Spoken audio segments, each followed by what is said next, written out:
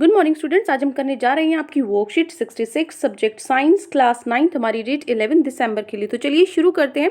आज की वर्कशीट में हम पढ़ेंगे एनर्जी के बारे में। हमारा पिछला जो वर्कशीट था उसमें हमने चैप्टर शुरू किया था वर्क एंड एनर्जी, और वर्क के बारे में देखा था वर्क होता क्या है और किस तरीके से कौन सी कंडीशंस है हमारी जो सेटिस्फाई करेंगी तो ही वर्क माना जाएगा। आज हम पढ़ेंगे एनर्जी के बारे में। तो देखो, what is energy and where do we get from. Energy क्या है और हमें कहाँ से ये मिलती है।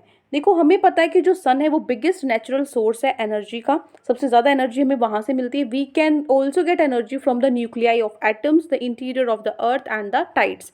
बाकी चीज़ों से भी हमें एनर्जी मिलती है। बहुत सारी टाइप्स की फॉर्म्स की एनर्जी होती है, जिसको टाइडल एनर्जी भी होगी, हमारी न्यूक्लिक एनर्जी भी होगी। इसी जो एटम्स के न्यूक्लियाई से मिलती है, जो अर्थ के इंटीरियर से मिलती है, टाइड से मिलती है हमें, जो पानी होता है उसकी जो टाइड्स लहरें होती हैं उससे। तो इसी जिस तरीके जहाँ जहाँ से वो चीज़ें मिलती है ना, तो उसके नाम भी एनर्जी के अलग अलग हो जाते हैं। सन से मिल रही है तो सोलर एनर्जी है, वो हम आगे पढ़ेंगे। देखो, साइंस के अंदर जो एनर्जी है वो क्या एक डेफिनेट और प्रिसाइज मीनिंग है उसका एक, तो वो हम लास्ट में डेफिनेशन में देखेंगे कि क्या होती है एनर्जी को हम किस तरीके से डिफाइन कर सकते हैं। एग्जाम्पल से सीखते हैं। पहले एक फास्ट मूविंग क्रिकेट बॉल है, उसने एक स्टेशनरी विकेट को, जो हमारी 3 विकेट होती हैं, ये रही 3 विकेट हैं, इस पे हमने बॉल इस पे जाके टकराई, ठीक है। तो जो विकेट है वो क्या है, एकदम से टूट के बिखर जाती हैं। क्यों बिखरती हैं वो? A raised hammer when falls on a nail placed on a piece of wood। एक वुड है, लकड़ी का एक छोटा सा हिस्सा, उसके ऊपर हम एक नेल है जो हमारी कील जिसको बोलते हैं, वो हैमर से उसको हम हथौड़े से उसको नीचे गाड़ते हैं तो वो क्या हो जाती है, उसके अंदर चली जाती है। क्यों?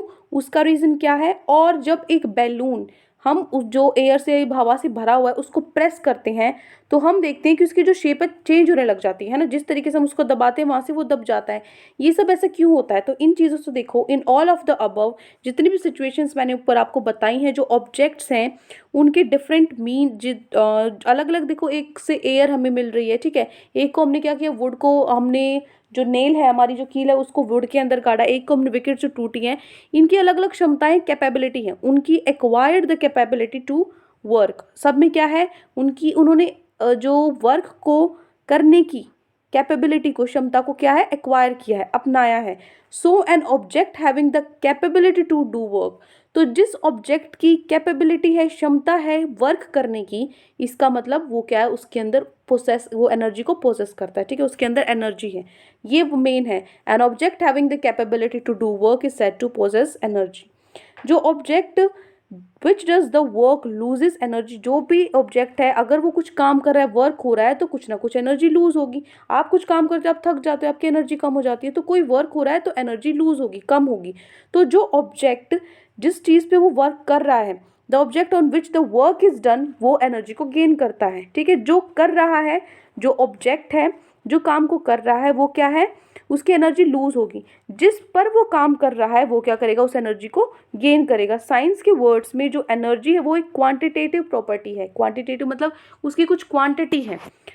That must be transfer to an object, जो कि एक ऑब्जेक्ट से दूसरे ऑब्जेक्ट पे ट्रांसफर हो जाती है ताकि वर्क हो, टू परफॉर्म वर्क, और टू हीट द ऑब्जेक्ट, या फिर उस ऑब्जेक्ट को हीट प्रोवाइड हो, ठीक है। तो एनर्जी को हम डिफाइन कर सकते हैं। Energy is defined as the ability of an object to do work. काम करने की क्षमता को ही क्या बोलते हैं, एनर्जी बोलते हैं, ठीक है। अब देखो, कोई भी ऑब्जेक्ट है जो एनर्जी पोजेस करता है वो काम कर सकता है, जिससे के पास एनर्जी होगी वो वर्क कर सकता है।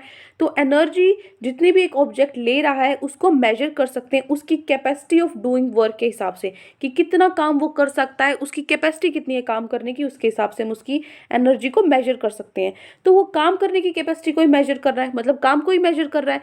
तो जो एसआई यूनिट हमारी वर्क की होती है वही सेम किसकी होती है, एनर्जी की होती है। वर्क की क्या थी हमारी एसआई यूनिट, जूल थी, जिसको हम न्यूटन मीटर भी बोलते थे। वही क्या होती है, एनर्जी की भी एसआई यूनिट होती है, जूल, न्यूटन मीटर। या फिर हम इसको लिख सकते हैं, न्यूटन को भी हम लिख सकते हैं कैसे, किलोग्राम मीटर स्क्वायर, ठीक है, sorry, kilogram metre square second per second. ये पर सेकेंड का स्क्वायर जो माइनस में जाता है, तो ये भी क्या है, ये भी हमारी एनर्जी की यूनिट है, ठीक है। इसको देखो ऐसे लिख सकते हैं हम, केजी मीटर स्क्वायर। जो ये -2 होता है ना, ये इसका मतलब नीचे होता है डिवाइड में सेकंड का स्क्वायर।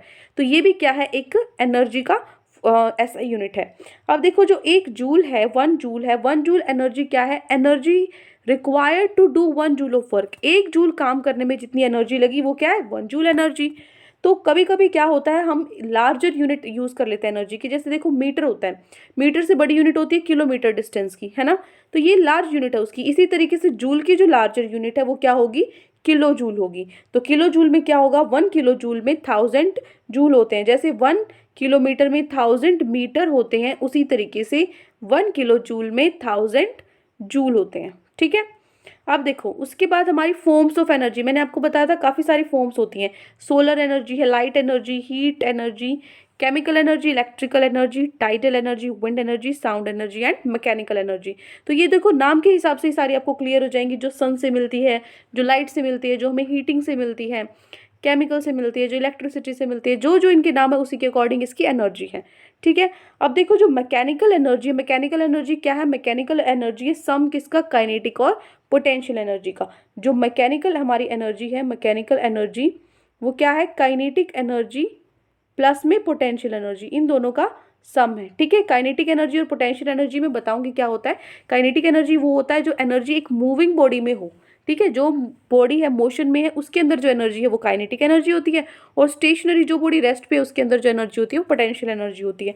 तो इन दोनों का सम जो होता है वो क्या होता है, मैकेनिकल एनर्जी। ये हमारी नेक्स्ट जो वर्कशीट आएगी उसमें आएगा, वहाँ पे हम ये टॉपिक अच्छे से और डिटेल में करेंगे काइनेटिक एनर्जी और पोटेंशियल एनर्जी के बारे में।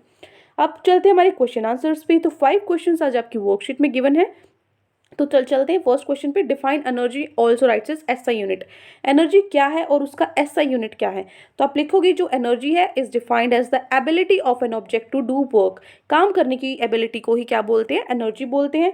एसआई यूनिट है जो एनर्जी की वो वर्क की ही सेम होती है, जो वर्क की होती है, दैट इज जूल और न्यूटन मीटर और kilogram metre square second per second square. ठीक है, ये देखो ये मैंने कैसे लिखा हुआ है, किलोग्राम मीटर स्क्वायर, जो ये सिंबल है इसका मतलब ये पावर में है, सेकंड के पावर में -2 है। ठीक है, इस तरीके से ये आपको लिख लेना है यहाँ पे। ठीक है, ये आपको लिखना है ऐसे, kilogram metre square second minus square, ये 2 नीचे नहीं आएगा। ठीक है, इसको आपको इस तरीके से लिखना है, पीछे से भी आप देख सकते हो। ठीक है, तो ये हो गया हमारा question number 2। Now question number 1। Now move to our question number 2। Question 2 है what are the different forms of energy, जो डिफरेंट फॉर्म्स ऑफ एनर्जी कौन सी हैं। तो देखो हमारी 9 फॉर्म्स ऑफ एनर्जी थी, तो फॉर्म्स ऑफ एनर्जी कौन सी है, solar, light, heat, chemical, electrical, tidal, wind, sound and mechanical. ठीक है, ये 9 टाइप्स की जो एनर्जी है हमारी हैं। ठीक है, फॉर्म्स ऑफ एनर्जी हैं। तो this is our question number 2। Now move to our question number 3। Question number 3 है एक्सप्रेस करना है हमें 14 किलो जूल को जूल में। तो हमें पता है 1 किलो जूल में 1000 जूल होते हैं, तो 14.5 किलो जूल में कितने होंगे, 14.5 मल्टीप्लाई में 1000 से करेंगे। अब यहाँ पे क्या आ जाएगा, जो 14.5 है इसका पॉइंट हटा के मैं नीचे 10 लिख दूँ, और मल्टीप्लाई में 1000 है ही, तो मैंने यहाँ 1000 लिखा। 0 से 0 कैंसिल हो गए, क्या बचा, ऊपर बचा 145, पॉइंट तो हट चुका है, और इधर 0 0 है, तो मतलब 14500 जूल। ठीक है, 14,500 joule is our answer. Now question number 4। Question number 4 है what is solar energy. Solar energy क्या होती है, solar energy is any type of energy generated by sun. Sun से जो भी एनर्जी हमने जनरेट की है वो क्या होती है, सोलर एनर्जी होती है। ठीक है, question number 5 right 1 application of wind energy. एक एप्लीकेशन आपको विंड एनर्जी की लिखनी है जहाँ पे विंड एनर्जी को यूज़ करते हैं हम। तो जो हमारे विंड मिल्स होते हैं आपने देखा होगा, देखो इस प्रकार का ऐसे होता है। ठीक है, इस पे 3 पंखे की तरह बहुत बड़ा सा ऐसे विंड मिल होता है, आपने बचपन में प्रोजेक्ट इस पे बनाया भी होगा क्योंकि सब बनवाते हैं। तो ये विंड मिल जो होता है इसमें ये क्या होता है, विंड एनर्जी को यूज़ करता है। विंड मिल्स के अंदर जो विंड एनर्जी है उसको यूज़ करते हैं मैकेनिकल मशीनरी से फिजिकल वर्क करने की। ठीक है, जैसे हमारा क्रशिंग ग्रेन है या पंपिंग मोटर है, आपने देखा होगा जब जो खेतों में गए हैं या फिर जिसकी फसल किसान है अगर किसी के पेरेंट्स, तो एक बड़ा सा ऐसे पंखा सा होता है। ठीक है, उसमें बड़े बड़े ये वो होते हैं, तो जब हम गेहूँ को करते हैं निकालते हैं तो इसको चला देते हैं ताकि वो जो वो ग्रेन्स है उसमें सिर्फ वो बचा है, जो उसके ऊपर की हल्की वो परत होती है वो उड़ जाए। ठीक है, बच्चों को पता होगा जिन्होंने देखा है।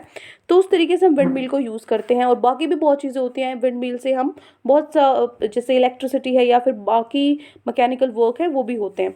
तो ये एप्लीकेशन है विंड एनर्जी की। तो ये 5 क्वेश्चंस आपकी वर्कशीट में आज गिवन थे। आई होप अच्छे से आपको 5 क्वेश्चन समझ में आ गए और पूरी वर्कशीट भी।